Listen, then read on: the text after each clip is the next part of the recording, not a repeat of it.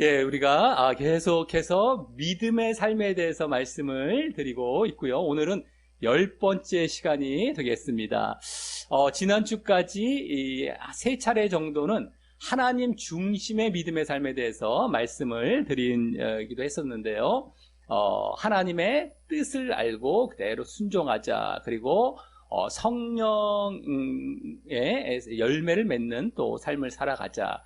또 지난주는 그와 같이 이제 순종도 있고 성결한 어떤 거룩한 삶을 살았을 때 이제 그것이 하나님께 영광 돌리는 삶이 된다라는 그러한 이제 말씀으로 우리가 하나님 중심의 삶을 세 차례 정도 이제 마무리를 했고요. 그 전에부터 이제 봐왔던 그 결국에 우리가 믿음의 삶의 요약을 말씀드리자면 순종과 거룩으로 요약이 된다는 것을 우리가 계속 알 수 있었습니다. 지난 믿음의 삶도 하나님 중심의 믿음의 삶도 결국엔 그것으로 요약이 또 되는 것이었죠. 그래서 순종하라, 그리고 순종의 내용은 거룩하라라는 내용으로 정말 압축하면 이렇게 이제 볼 수가 있는 것입니다. 성경에 이제 여러 말씀들로 계속해서 강조되고 있는 말씀을 우리가 이제 믿음의 삶으로 이렇게 보고 있는데, 요약해서 우리가 알기 쉽게, 외우기 쉽게, 그래서 어떤 방향으로 가야 되는지를 말씀드리자면 바로 순종과 거룩이라는 걸 항상 잊지 않으시고, 또 말씀을 보시면서 결국엔 또 이 말씀을 또 우리에게 하시는구나, 또 순종하라고 하시는구나, 또 거룩하라고 하시는구나라는 것을 다시금 우리가 깨닫고 다시 새로워지고 다시 그 모습으로 돌아가고, 이러한 삶을 계속해서 살아가면 되겠다라고 하는 것입니다. 우리가 너무 쉽다, 너무 단순하다라는 것이 아니라 말씀을 보면서 이러한 것을 그만큼 강조하고 중요하기 때문에 이것을 또 말씀하고 있구나, 이런 측면으로도 말씀하시고 저런 측면으로 말씀하시고 이렇게 계속 말씀하시는구나라고 우리가 아시면서 계속해서 그 삶을 이어가시면 되겠습니다. 오늘 10번째 삶은 이제 한마디로 간단히 말씀드리자면 삶의 예배를 드리는 삶입니다. 삶의 예배. 그래서 우리가 예배다 하면은 이제 교회에 나와서 이제 예배를 보통 드리는 것으로 이제 많이 알고 이제 있으실 텐데요. 예배의 또 구성 요소가 세 가지 정도가 있죠. 찬양부터 해서 또 기도, 그리고 말씀, 이렇게 됩니다. 우리도 거의 그런 형식으로 이제 예배를 지금 이루고 있는데요. 찬양, 기도, 말씀. 근데 우리가 삶 속에서도 속으로라도 계속해서 하나님을 찬양하고 기도하는 겁니다. 찬양, 기도는 거의 이렇게 묶여 있다고 보시면 되겠습니다. 곡조가 있는 기도가 찬양이다라고 보시면 되기 때문에 늘 마음속으로 찬양하고 기도하시면서, 또 말씀에 대해서는 우리가 살아가는 것이죠. 우리 삶 속에서 그 말씀대로 순종하며 그대로 실천하며 살아가는 것, 이것이 바로 우리의 삶의 예배가 되는 것입니다. 우리가 예배를 교회에서만 찬양, 기도, 말씀이 아니라 삶 속에서도 찬양, 기도, 말씀이 그런 식으로 이루어지게 하시는 것이 우리의 진정한 예배의 삶이 되겠다라는 말씀인데요. 그 예배라는 말 자체도 이제 원어상 또 영어로도 보면은 영광 돌리고 경배하다, 절하다, 이런 의미가 있습니다. 경배하고 절하다, 그러면서 섬기다라는 의미도 있습니다. 워십 이런 말과 서비스, 워십 서비스라고, 이제 서비스라는 말 우리 많이 들어서 알고 계시죠? 그게 섬기다 이런 말인데, 이 예배라는 말이 원래 그런 말입니다. 서비스라는 그런 말인데, 그것은 바로 내가 그냥 경배하고 절하고 하나님을 나의 유일하신 주로, 세상의 유일하신 주로 경배하고 절하는 것뿐만 아니라 섬긴다는 것은 그러한 삶을 살아가는 그런 모습입니다. 그래서 예배라는 말 자체에도 우리는 그러한 삶의 예배를 드려야 한다라는 내용들이 거기에 담겨 있다라는 것이죠. 그래서 우리가 교회에서 예배 드리는 것은 이제 시작점이라고 보시면 되겠습니다. 여기서 출발을 하면서 이제 삶에 나가서도 그렇게 늘 예배를 드리며 살아가야겠구나라고 생각하시면 되겠는데요. 우리 지금 방금 읽었던 1번 말씀에 이제 그 내용이 아주 잘 나와 있습니다.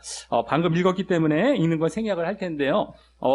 이제 거기 말씀을 보시면 이 로마서 12장 1절 말씀입니다. 로마서는 11장까지 거의 이제 앞부분에서는 이론적인 내용이 나옵니다. 이제 여러 가지 이제 우리가 어떤 믿음이 어떤 것이냐에 대해서 설명하는 그러한 내용이 쭉 나온다라고 한다면 12장부터 들어가서는 이제 그것을 실천하는 길로 들어갑니다. 이론이 아니라 이제 실천이죠, 실천. 그래서 그 첫 말씀이 바로 이 말씀입니다. 그렇기 때문에 여기 보시면은요, 형제들아, 그러므로 형제들아 이렇게 말하는 것이 믿는 자들에게 이제 믿음을 너희들이 갖는다면, 앞에서 믿음을 설명했기 때문에 너희가 형제 된 자라면 이제 이와 같이 하라라고 말씀하는 건데, 너희 몸을 하면서 뒤에 보면 산 제물로 드리라 이렇게 말합니다. 우리 밑줄 부분을 잘 보시면요, 너희 몸을 산 제물로 드리라, 이렇게 하나님이 기뻐하시는 거룩한 산 제물로 드리라, 그래서 산 제물로 드리라 이렇게 말씀하고 있습니다. 그래서 우리의 몸을 이와 같이 제물로 드린다라는 말은 이 제사에서 이렇게 바치는 제물, 그것을 제물이라고 말을 하는데, 특별히 구약 이 성경에 보면은 예수님 오시기 전에 하나님께 예배를 드리고 제사를 드리는 방법이 바로 동물을 죽여갖고 태워서 드리고 하는 그런 방식이었었습니다. 제물을 드리는 것이 제사인데요, 동물 제물.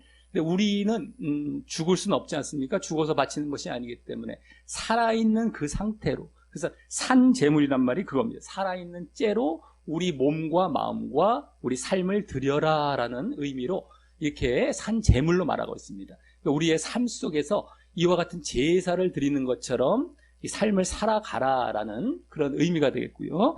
너희 몸이라고 했지 않습니까? 이 몸은 어떤 몸이냐면 이 로마서 앞부분에, 우리 전에 믿음의 삶 6번째인가에도 봤었습니다. 우리가 죄의 몸은 죽고 옛사람은 죽고 새 사람으로 거듭 태어나는데 그것이 의의 몸이다라는 것이죠. 죄의 몸의 반대인 의의 몸. 그러니까 이제는 죄를 짓지 않고 살아가는 그 몸이 된다라는 겁니다. 그러니까 너희 몸을 이제 의의 몸으로서 거룩한 삶을 살아가는 그러한 모습으로서 이렇게 제물로 드려라라는 그런 의미가 됩니다. 그래서 그 앞에 보면 거룩한이란 말이 있죠. 거룩한 산제물로 드려라라는 말로 아예 거룩이란 말을 말씀해 주고 있습니다. 그러면서 그것이 바로 하나님이 기뻐하시는 것이다. 자, 이러한 삶의 예배를 하나님께서 찾으시고 기뻐하신다는 겁니다. 그냥 우리가 그냥 자발적으로 그냥 드리라는 것이 아니라 하나님이 원하시는 것이었다라는 것이죠. 그렇게 우리가 삶의 예배를 드려가야만 하나님이 진정 우리를 받으시고 기뻐하신다는 겁니다. 그래서 뒤에 보면은 맨 뒤에 거기 너희가 드릴 영적 예배라고 하죠. 영적. 그게 합당한이란 말로 거기 제가 이제 괄호에 넣어놨는데요. 합당한, 그것이 마땅하고 합당하고 하나님께서 원하시는 예배다. 아예 거기 나옵니다. 그래서 우리의 예배는 교회에서만 예배가 아니고, 그래서 삶에서는 따로 막 살아가는 것이 아니라 막 내 마음대로 죄 짓고 살아가고 예배만 대충 드리고 그래도 난 구원받는다, 이게 아니라요. 예배를 드렸다 한다면은 그 예배 때에 이제 배우고 보고 듣고 한 바를 그대로 실천하며 살아가는 것. 그래서 이와 같은 거룩한 산 제물로 드리는 우리의 삶이 되어야만 이것이 진정한 예배다, 합당한 예배다라는 것을, 정말 예배다, 이것이야말로 예배다라는 말을 여기서 가르쳐주고 있는 것입니다. 그리고 그랬을 때에 바로 하나님께서 우리와 함께 하시고 늘 우리와 동행하시는 것입니다. 그래서 그 말씀이 우리 2번 말씀에 나오는데 한번 읽어보도록 하겠습니다. 2번입니다. 예, 시작. 너희는 내게 배우고 받고 듣고 본 바를 행하라. 그리하면 평강의 하나님이 너희와 함께 계시리라. 아멘. 예, 여기 배우고 받고 듣고 본 바, 이것이 바로 예배 때 이렇게 받게 되는 것이죠. 그것을 그대로 행하라. 그러면 하나님이 함께 계신다. 그러니까 아까 진정한 예배, 합당한 예배라고 했기 때문에 기뻐하시면서 하나님이 또 함께 하셔서 인도해 가시는 것입니다. 그래서 이러한 진정 복된 결과, 평강의 하나님께서 이렇게 함께 하시는 것. 우리의 가장 큰 복은 하나님이 함께 하시는 것이죠. 그러니까 하나님이 함께 하실 때 우리에게 좋은 결과만 주시는 것은 아닙니다. 우리 부모가 자식을 키울 때 때로는 잘못될 때는 혼내기도 하죠. 매를 대기도 하고. 하지만 자식을 위해서 아니겠습니까? 우리도 하나님께서도 마찬가지입니다. 우리가 혹시라도 잘못되면은 또 징계도 하십니다. 함께 하셔서. 근데 그 징계를 받을 때에 아야 하면서 감사합니다가 흘러나오게 되죠. 진짜 우리가 제대로 되어 있다면 감사합니다. 왜냐하면 하나님께서 매 되신 것을 아는 거거든요. 깨닫게 되죠. 그러면서 다시 하나님의 원래 좋아하시는 길로 돌아가는 것. 이런 것이 바로 하나님이 함께 하시는 겁니다. 꼭 우리에게 뭐 여러 가지 좋은 것만 주시는 것이 아니라 좋은 것도 당연히 주시지만 또 잘못되었을 때는 이와 같이 징계도 하시는, 이 모든 게 함께 하시고 이게 모든 것이 다 복된 결과입니다. 그렇게 됐을 때에 진정 나중에 천국에 가기 때문이죠. 우리의 진짜 복은 천국이다라고 아예 인식을 해놓으시면 되겠습니다. 이 세상 것이 아니라 천국이다. 근데 천국에 가기 위해서 하나님께서 함께 하셔서 여러 가지로 역사하셔서 기어코 그쪽으로 가게 하시는 이러한 것이 진짜 복이다라고 하는 것입니다. 근데 우리가 이렇게 예배, 삶의 예배를 드릴 때 함께 하신다라는 것이고요. 반대로 만약에 우리가 예배만 드리고 교회 예배만 드리고 밖에 나가서는 마음대로 막 죄와 악을 행하며 살아간다. 그럼 하나님이 함께 하시질 않습니다. 그 말씀이 3번 말씀에 나옵니다. 한번 읽어보겠습니다. 시작. 너희가 내 앞에 보이러 오니 이것을 누가 너희에게 요구하였느냐? 내 마당만 밟을 뿐이니라. 너희가 손을 펼 때에 내가 내 눈을 너희에게서 가리고 너희가 많이 기도할지라도 내가 듣지 아니하리니 이는 너희의 손에 피가 가득함이라. 아멘. 예, 너희가 내 앞에 그냥 보이러만 온다는 거예요. 마당만 밟는다라고 합니다. 교회에 와서 마당만 밟고 그냥 얼굴만 비치고 간다는 거예요. 하나님 앞에 마당만 밟고 그리고 대충 형식적으로 예배만 드리고 밖에 나가서는 뒤에 나오는 손에 피가 가득하다는 건 이제 죄를 졌다는 거예요. 막 누구를 죽이기도 했고 여러 가지 죄를 졌다는 얘기인데, 그럴 때는 하나님이 내 눈을 너희에게서 가려버리고 기도도 안 들으신다는 겁니다. 내가 너희와 함께하지 않겠다. 아예 기도 응답도 않고 너희를 누군지도 알지도 못한다는 거예요. 이것은 우리가 예배는 드렸다고 할지라도 이 앞에 보시면 어떤 말씀이 있냐면 제물을 엄청나게 드렸어요. 소와 양과 이런 제물을 엄청나게 많이 드렸습니다. 이 구약 말씀이기 때문에, 그러니까 지금으로 말하자면 헌금 같은 거 막 한 거예요. 헌금 막 하고 하나님이 기뻐하시겠지. 그리고 와서 그냥 형식적인 예배 드리고 밖에서 마음대로 살아가는 것. 이걸 하나님이 그렇게 싫어하신다는 거예요. 드리지 마라. 헌금 제발 드리지 말고 헌금 안 드려도 좋으니까 너희들 예배 제대로 드리고 밖에 나가서 예배대로 그대로 살아라. 이러면 내가 너와 함께하는 거야. 이걸 기뻐하신다는 겁니다. 근데 흔히들 지금도 이제 많은 교인들 중에 그런 사람들이 있을 겁니다. 열심히 세상에 살고 돈 많이 벌어서 헌금 많이 갖다 드리고 좀 그냥 교회도 왔으니까 난 잘했지 뭐. 남들은 뭐 헌금을 드려 교회를 나오기를 해. 내가 얼마나 잘한 거야. 하나님이 나는 꼭 천국 데려가실 거야 라고 생각하기 쉽지 않습니까? 근데 안 그렇다는 거예요. 그랬냐? 뭐 한 거냐? 아무 소용없다 그렇게 해봐야.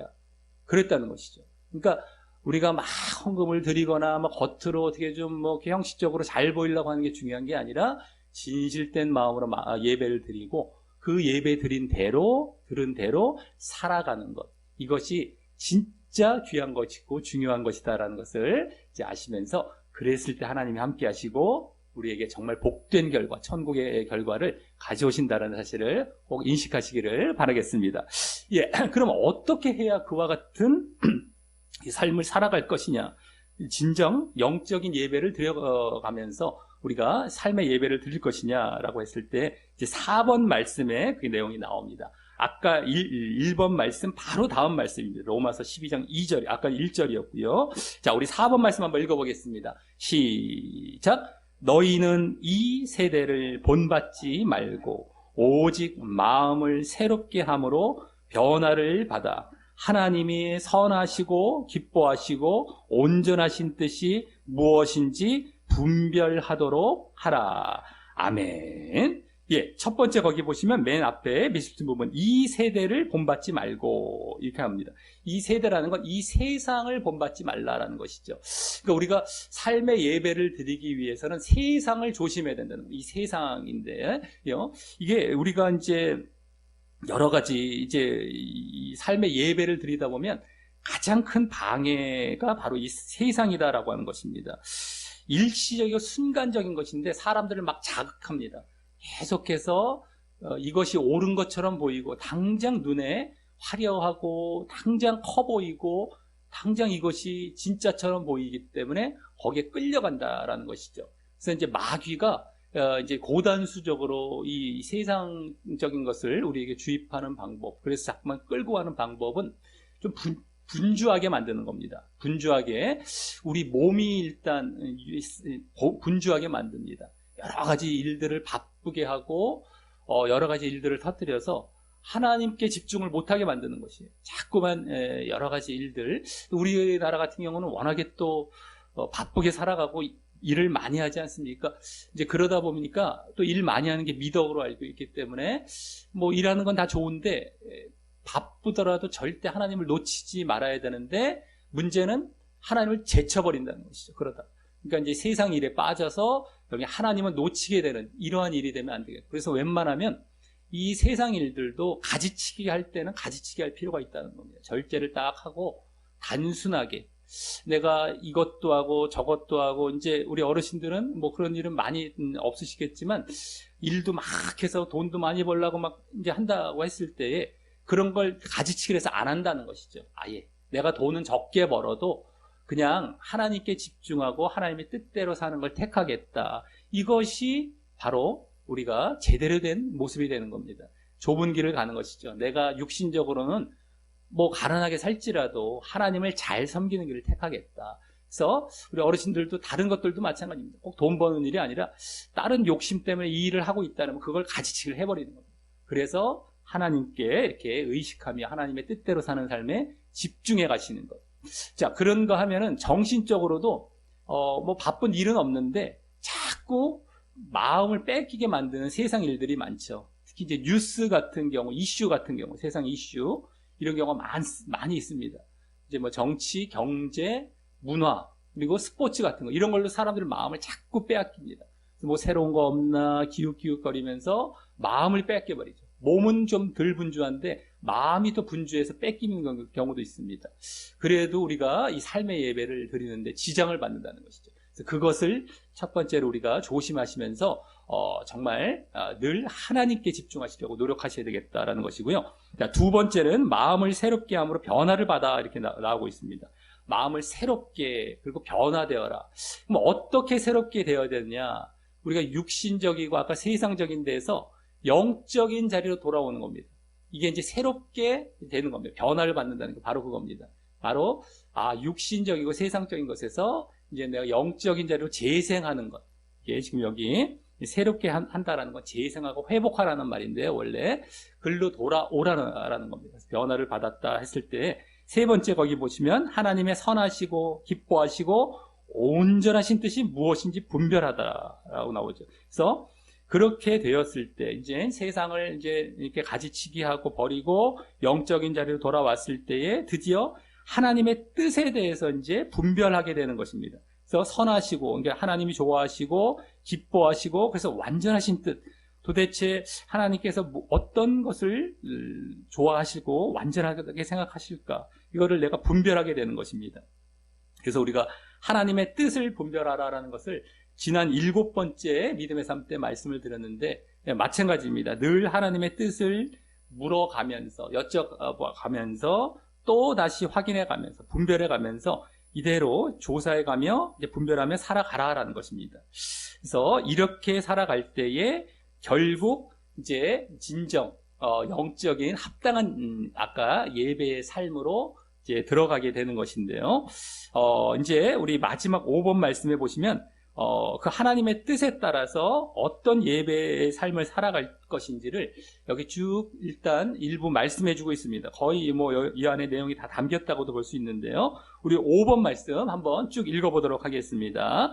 예, 시작. 사랑에는 거짓이 없나니 악을 미워하고 선에 속하라. 형제를 사랑하며 서로 우애하고 존경하기를 서로 먼저 하며 부지런하여 게으르지 말고 열심을 품고 주를 섬기라.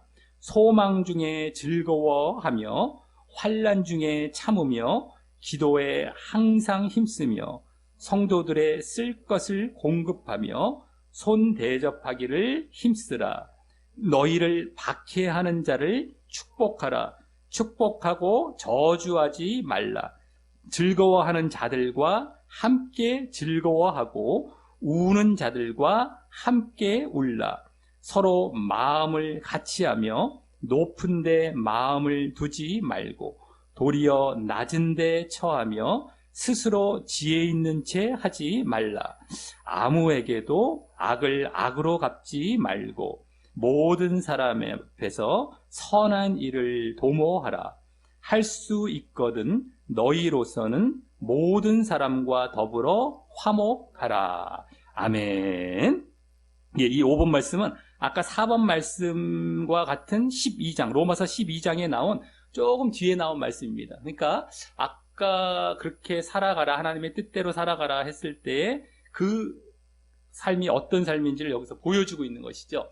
근데 여러 가지 말씀이 나왔는데 이걸 좀 같은 종류별로 묶어서 요약해서 정리를 하자면요. 9절과 14절과 17절 같은 경우는 악을 선으로 갚으라. 그러니까 악을 악으로 갚지 말고 누군가가 나에게 악하게 했을 때 나는 선하게 대하라. 이렇게 말씀하면서 또 원수까지 그래서 사랑하라라고 얘기하고 있습니다. 원수까지. 원수는 악한 자가 아니겠습니까? 근데 우리는 선하게 사랑하라라는 것이죠. 이러한 내용이 되겠고요. 9절, 14절, 17절 이런 것이요. 그래서 악을 미워하고 선에 속하라. 그리고 박해하는 자를 축복하라. 그리고 악을 악으로 갚지 말라. 이게 비슷한 말씀들이죠. 그 다음에 또 10절과 13절, 10절 형제를 사랑하라 이런 게 나오죠. 13절은 성도들의 쓸 것을 공급하라, 손대접하라 이런 게 나오고요. 15절은 즐거워하는 자들과 함께 즐거워하고 우는 자들과 함께 울라. 16절은 서로 마음을 같이 해라. 그리고 낮은 데 처하라 라고요 하고 나오고요. 18절은 모든 사람과 더불어 화목하라 라고 하고 있습니다. 이런 것들은 결국엔 형제와 사람을 사랑하라라는 말씀입니다. 형제를 사랑하라. 그래서 서로 존경도 하고 대접도 하고 동정도 하고 또 겸손하고 화목한 모습으로 사람을, 형제를 사랑하라라는 말씀이 되겠고요. 나머지 11절, 12절은 거기 보면 열심을 품고 주를 섬기라 11절에 나오죠. 12절은 소망 중에 즐거워하고 환난 중에 참으며 기도에 항상 힘써라. 그래서 하나님을 열심을 품고 잘 섬기라. 또 소망을 갖고 아주 고난이 오더라도 환난이 오더라도 기도하여 잘 섬기라. 이런 말씀입니다. 그러니까 하나님을 결국엔 잘 섬기라는 것이죠. 자, 그래서 이렇게 크게 세 부류로 나눌 수가 있었는데 첫 번째는 선을 행하라는 겁니다. 한마디로 선하게 살아가라. 거룩 쪽이죠. 거룩 쪽. 두 번째 부류는 형제를 사랑하라는 겁니다. 이웃을 사랑하라는 겁니다. 사람을. 세 번째는 하나님을 잘 섬기라. 하나님을 사랑하라는 것이죠. 그러니까 거룩 그리고 형제 사랑, 하나님 사랑 이걸로 압축이 되고 요약이 됩니다. 형제 사랑, 하나님 사랑은 또 묶으면 어떻게 되죠? 사랑으로 또 묶이죠. 형제 사랑, 하나님 사랑. 사랑은 그렇게 두 개를 나누지 않습니까? 형제 사랑, 하나님 사랑, 형제 사랑. 그래서 사랑으로 묶이고 맨 처음엔 또 거룩이 되고. 그러니까 이걸 아주 요약을 하면은 거룩과 사랑으로 요약이 딱 되는 겁니다. 그래서 우리의 이제 하나님의 뜻대로 살아가는 삶은 우리가 거룩 너무 잘 알고 있지 않습니까? 아까도 말씀드렸듯이 순종, 거룩 말씀을 드렸는데 이번에는 이 순종에 거룩의 모습만 있는 것이 아니라 사랑의 모습이 있다라는 것까지 또 보여지죠. 그러니까 순종에 거룩만 말고 사랑이 또 보여지는 겁니다.